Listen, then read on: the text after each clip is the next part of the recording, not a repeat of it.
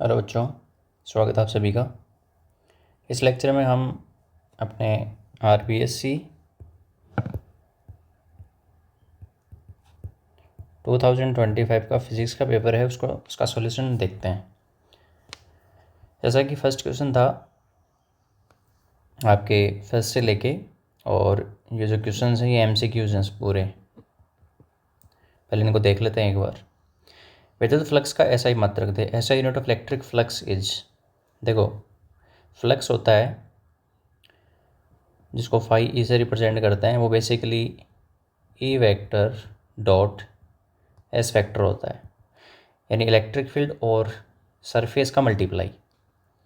इसका मतलब electric field की यूनिट होती है न्यूटन पर कूलॉम और सरफेस की मीटर स्क्वायर। सो इसमें कूलॉम को जब ऊपर लेके जाएंगे तो कूलॉम की पावर -1 मीटर स्क्वायर। ठीक है, आप इसमें से ऑप्शन देख लीजिए। ऑप्शन नंबर ये जो आपका C है वो आ जाएगा, newton coulomb inverse metre square. Second है, R दूरी पर रखे दो बिंदु आवेशों के मध्य कार्यरत बल का मान F है। यदि उनके बीच की दूरी 2r कर दी जाए बढ़ा के, तो फोर्स पे क्या इफेक्ट पड़ेगा, बल पे क्या प्रभाव पड़ेगा। The force between 2 point charges, ऐसे पॉइंट चार्जेस रखे हुए हैं, ठीक है, Q एंड Q मान लीजिए, उनके बीच की डिस्टेंस R थी। अब इसको डबल कर दिया जाए तो नए फोर्स पे क्या इफेक्ट पड़ेगा। अच्छा, पुराने वाला फोर्स कितना होगा, KQ²/R²। जो नया फोर्स आएगा वो कितना आएगा, F', वो आएगा KQ²/2R का होल स्क्वायर, यानी 4R²। इसकी जगह क्या रख देंगे, F, तो F/4 इज द आंसर। तो आपका C ऑप्शन आ जाएगा इसमें। थर्ड है कि संधारित्र में संचित ऊर्जा रूप में रहती है।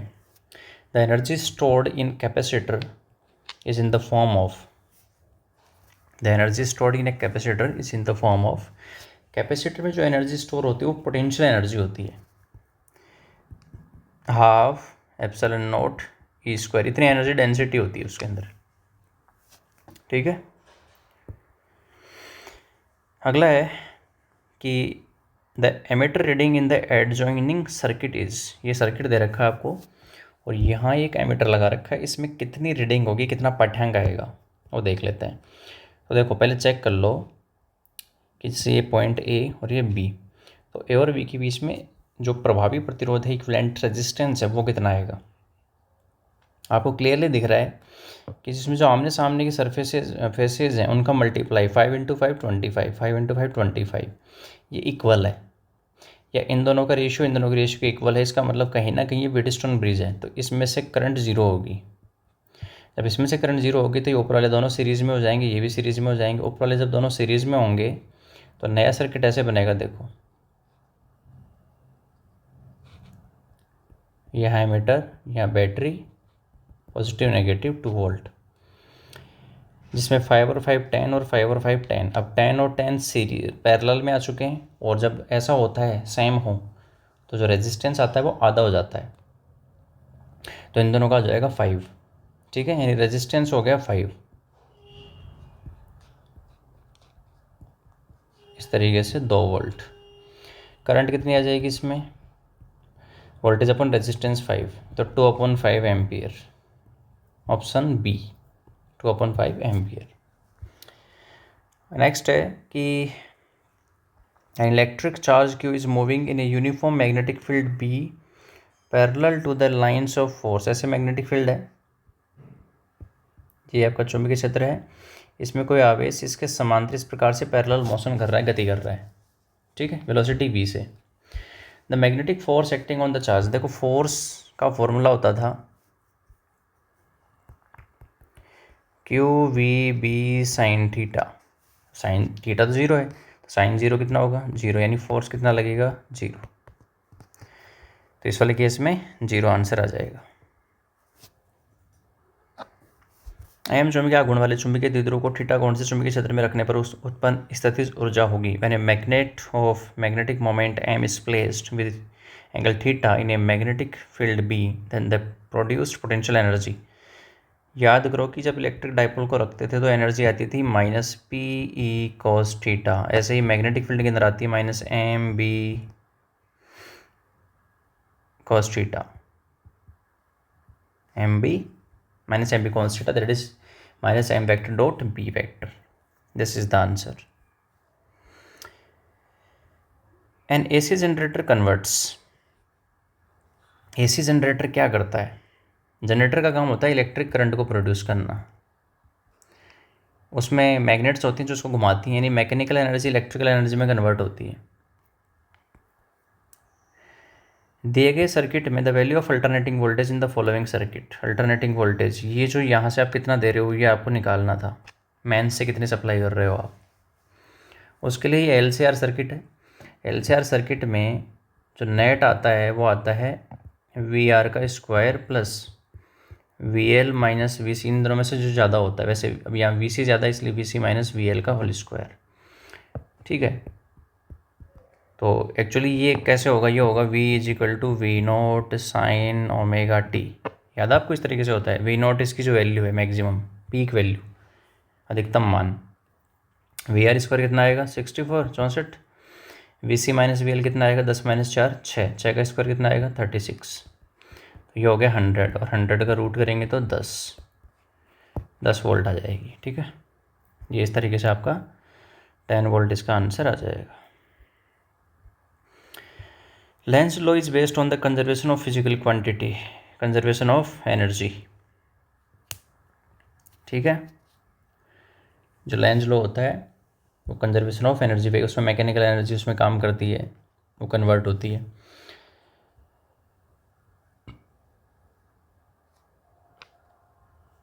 ये दे रखा था कि पहले इसको देख लेते हैं. Two thin lenses of focal length F1 and F2 are placed in contact with each other.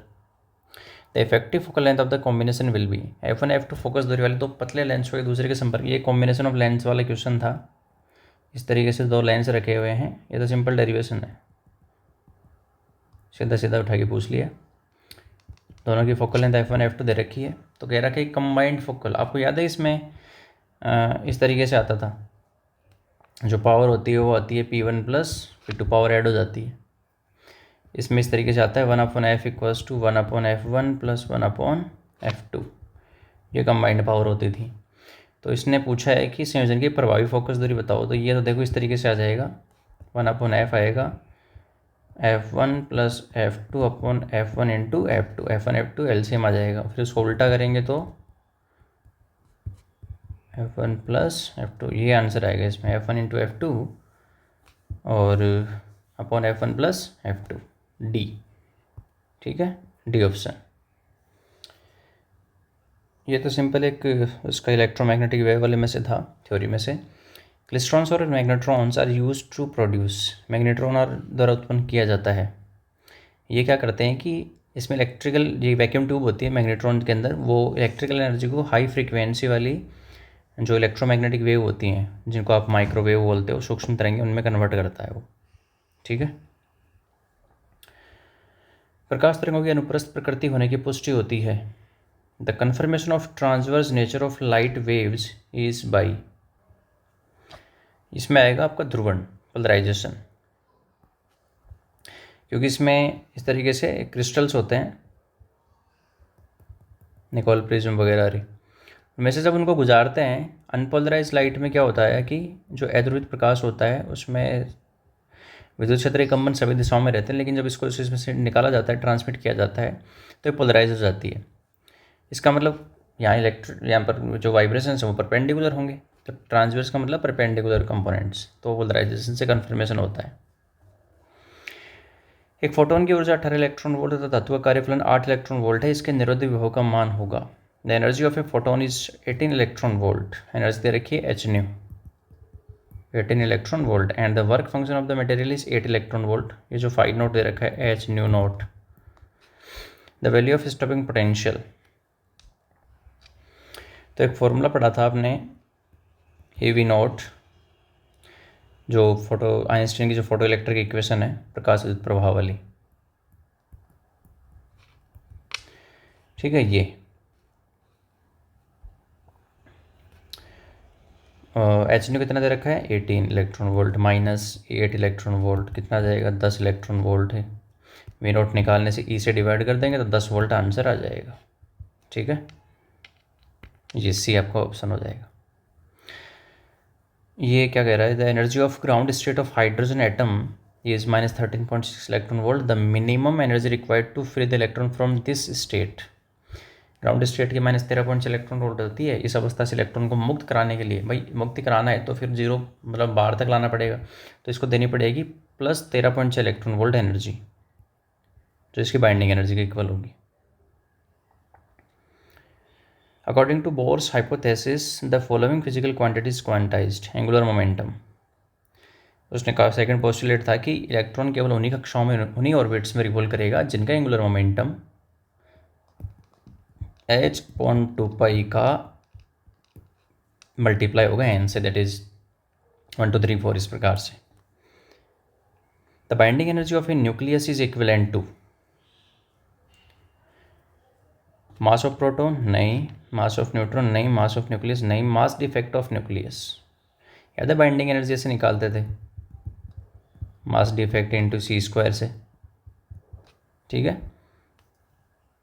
The majority charge carriers in n type semiconductors, n type का जो सेमीकंडक्टर होता है उसमें मेजोरिटी चार्ज कैरियर्स बहुसंख्यक क्या होते हैं, n टाइप में इलेक्ट्रॉन्स होते हैं, ठीक है। जो मेजोरिटी में कौन होते हैं, इलेक्ट्रॉन्स, जबकि p टाइप पूछता तो यहाँ होल्स आ जाते हैं। परम शून्य ताप पर नैज अर्धचालकों की चालकता होती है। The conductivity of intrinsic semiconductors at absolute zero temperature, परम शून्य ताप पर। परम शून्य ताप पे क्या होता है कि वैसे अपन जानते हैं कि सेमीकंडक्टर में इस तरीके के दो बैंड होते हैं, कंडक्शन बैंड और वैलेंस बैंड, चालकता और ये आपका वैलेंस बैंड। यदि टेम्परेचर जीरो है तो कोई भी जो बॉन्ड है, जो कि यहाँ पर बॉन्ड्स हैं, ठीक है, सिलिकॉन के अंदर या जो भी जर्मेनियम जो आपका सेमीकंडक्टर है, वो बॉन्ड टूटेंगे नहीं, इलेक्ट्रॉन जाएंगे नहीं, इलेक्ट्रॉन जाएंगे तो होल नहीं बनेंगे। इसका मतलब कंडक्टिविटी जीरो रहेगी। अब ये कुछ वो हैं, ये आपके फिल इन द ब्लैंक्स वाले। ये electric field intensity at axis due to electric dipole is inversely proportional to the, विद्युत द्विध्रुव के कारण उसके अक्ष पर क्षेत्र की तीव्रता देखो क्या होती है, इस तरीके से होता है 2kp/r³, ठीक है। p क्या है, डाइपोल मोमेंट, द्विध्रुव आघूर्ण। तो दूरी के 1/r³ इस प्रकार से दूरी के आप इस तरीके से बोल सकते हो, inversely proportional to the cube, त्रिघात के व्युत्क्रमानुपाती होती है क्यूब ऑफ द डिस्टेंस। अगले में पूछ रहा है कि प्रत्येकांक विद्युत क्षेत्र के अपवाह वेग का परिमाण। तो इसमें drift velocity per unit electric field, यानी ड्रिफ्ट वेलोसिटी वीडी अपवाह वेग, और विद्युत क्षेत्र ये होता है आपकी जो मोबिलिटी होती है, गतिशीलता, जिसको इंग्लिश में बोलते हैं मोबिलिटी, वो आएगा इसमें answer. To convert a galvanometer into an ammeter, galvanometer को जब एमीटर में कन्वर्ट किया जाता है, is connected in parallel to the it, shunt resistance जोड़ा जाता है। जब एमीटर बनाया जाता है तो एक स्मॉल रेजिस्टेंस कनेक्ट किया जाता है पैरेलल में, जिसको क्या बोलते हैं, शंट, ठीक है। इसमें शंट आ जाएगा answer. The magnetic susceptibility of chi of a paramagnetic substance, paramagnetic substance के लिए क्या होती है कि जो काई की जो वैल्यू आती है वो पॉजिटिव आती है एक तो, और वो <<1 होती है, मतलब इस तरीके से आएगा, सॉरी <<1 नहीं, स्मॉल बोल सकते हो आप, ठीक है, बट पॉजिटिव रहेगी, ये लिखना था। प्रेरित विद्युत वाहक बल का परिमाण परिपथ के खालिस्तान में समय के साथ होने वाली परिवर्तन की दर के बराबर होता है। The magnetic magnitude of induced EMF is equal to the time rate of change of, देखो इंड्यूस्ड ईएमएफ क्या होता है, इक्वल्स टू -dϕ/dt, इसमें क्या आ जाएगा, is equal to the time rate of change of flux, magnetic flux परिपथ के चुंबकीय फ्लक्स, इसमें आंसर आ जाएगा। In a pure inductive AC circuit the alternating current lags behind the alternating voltage by, देखो IPL इंडक्टर पोटेंशियल लीड की, जो inductor होता है उसमें पोटेंशियल एंड वोल्टेज लीड करता है π/2 से। तो करंट पीछे होगी π/2 से, ये आंसर आना था π/2 कलाकोण से पीछे। अब ये कुछ इस तरीके से हैं, वो थ्योरेटिकल, इनको आप देख लेना। अपन थोड़ा सा न्यूटन जेम्स चैडविक आ जाएगा इसमें, जेम्स चैडविक, ठीक है। ये सिंपल वही रेंज वाला पूछ लिया। विद्युत वितरा गुण को परिवर्तित कीजिए, बहुत सिंपल है। दे गए परिपथ में ए तथा बी बिंदुओं के मध्य तुल्य धारिता, अब इसको न्यूमेरिकल है तो ये कर लेते हैं। देखो इफेक्टिव कैपेसिटेंस निकालनी थी, इक्विवेलेंट कैपेसिटेंस ए और बी के बीच में, ये दोनों पैरेलल में हैं। पैरेलल में क्या होता है, जुड़ते हैं। तो 1 और 2 कितना आ जाएगा, 3, फिर 6 और 3 सीरीज में आएंगे, तो 6 गुणा 3 बटे 6 प्लस 3, 6 3 18, 6 3 9, तो 9 दूनी 18, 2 पिको फैरड इसका आंसर आएगा भाई, 2 पिको फैरड। ओके, दिए गए चित्र में गलत चुंबकीय क्षेत्र दर्शाई गई है, पहचानी है। देखो आपको लग रहा है कि इसमें यहाँ काट रहे हैं ना, ये इंटरसेक्ट कर रहा है। मैग्नेटिक फील्ड कभी काटती नहीं है, क्रॉस नहीं करती हैं, तो ये लिखना था, ये वही फॉर्मूला लिखना है। इसमें देखो इस तरीके से करंट आ रही है, ऐसे सामने से इधर से आ रही, फिर पीछे से निकल रही है नीचे से ऐसे, ठीक है। देखते हैं, इसको लेके आएंगे। जब इसको लेके आएंगे तो यहाँ क्या बनेगा, S, यानी एक सामने ऐसे है, इसमें S बनेगा। S बनने का मतलब करंट ऐसे इस तरीके से फ्लो होगी, और जब इस तरीके से क्लॉकवाइज करंट फ्लो होगी तो क्लॉकवाइज का मतलब है कि इधर से निकल के ऐसे आएगी पीछे से नीचे, तो पीछे से ऐसे नीचे आ जाएगी, तो डायरेक्शन हो जाएगी B to A। इस तरीके से करंट फ्लो होगी गैल्वेनोमीटर के अंदर। वही सिंपल डेरिवेशन। कोई भी एक बोर मॉडल की लिमिटेशन लिखनी, 3 में से एक लिखनी थी। नेविगेशन लेन, जुड़ना, न्यूक्लियर फ्यूज़न, इसमें छोटे न्यूक्लियाई जैसे हाइड्रोजन और हाइड्रोजन मिलके 1s2 ड्यूटेरियम बनाते हैं, फिर वो ट्रिशियम में कन्वर्ट होता है। इस तरीके से पूरा लिखना था, एक्सपेरिमेंटल सेटअप बनाना था पूरा। स्नेल्स लॉ, ठीक है। इसमें था कि एक अनंत रेखिक आवेश 4 सेंटीमीटर दूरी पर 4 न्यूटन पर कूलम्ब विद्युत क्षेत्र उत्पन्न करता है। इसके रैखिक आवेश घनत्व की गणना कीजिए। इन्फिनिट लाइन चार्ज प्रोड्यूस, ये आपका कोई इन्फिनिट सीट है, ठीक है। लैम्डा चार्ज डेंसिटी होती है, lambda equal to charge per unit length. और वो कह रहा है कि इससे 4 सेंटीमीटर की डिस्टेंस पे कितने इलेक्ट्रिक फील्ड है, 10⁴ न्यूटन पर कूलम्ब। तो linear charge density lambda calculate करना है। देखो इलेक्ट्रिक फील्ड होता है इसमें लैम्डा अपॉन 2πε0r, तो लैम्डा की जो क्या वैल्यू आएगी वो आएगी 2πε0 E into R, 2 into pi 8.85 10⁻⁻12।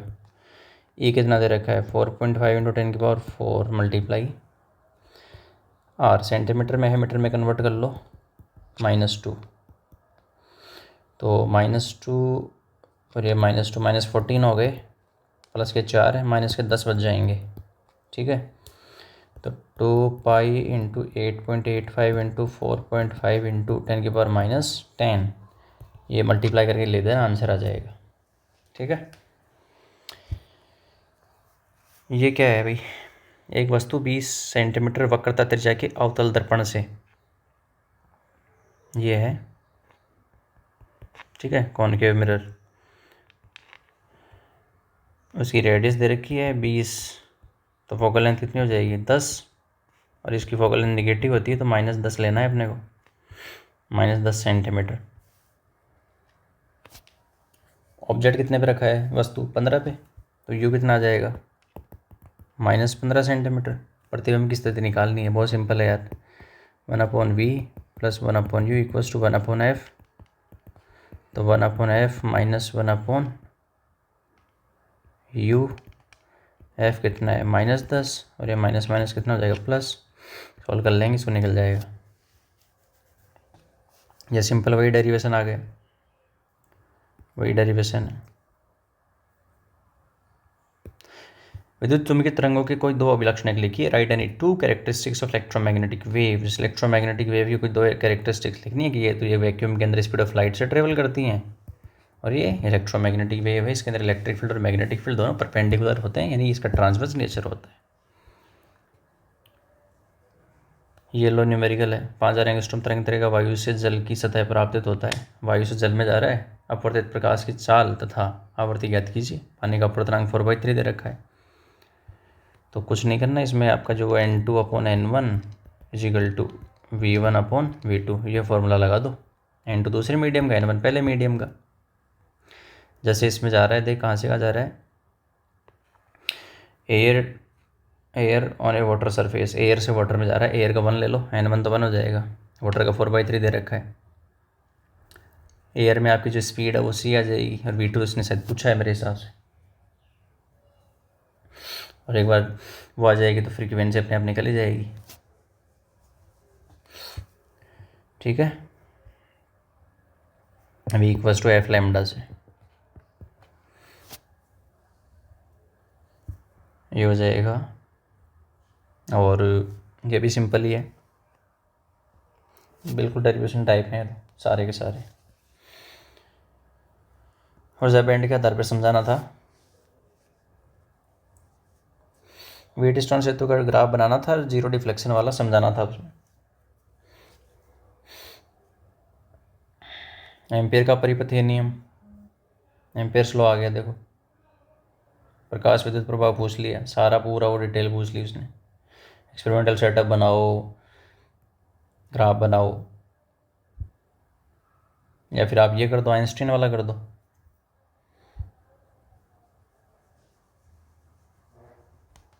आपतित प्रकाश की आवृत्ति फ्रीक्वेंसी और स्टॉपिंग पोटेंशियल V0।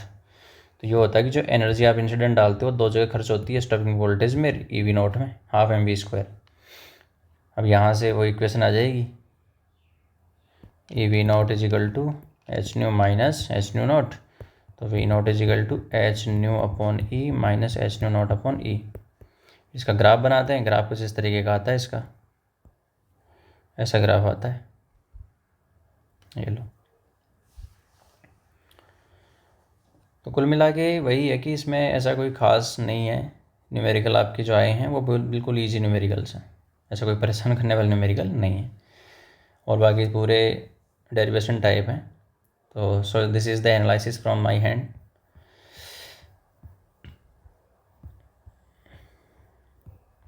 यदि आपको कुछ इसमें अच्छा लगा हो तो आप प्लीज़ शेयर कीजिए।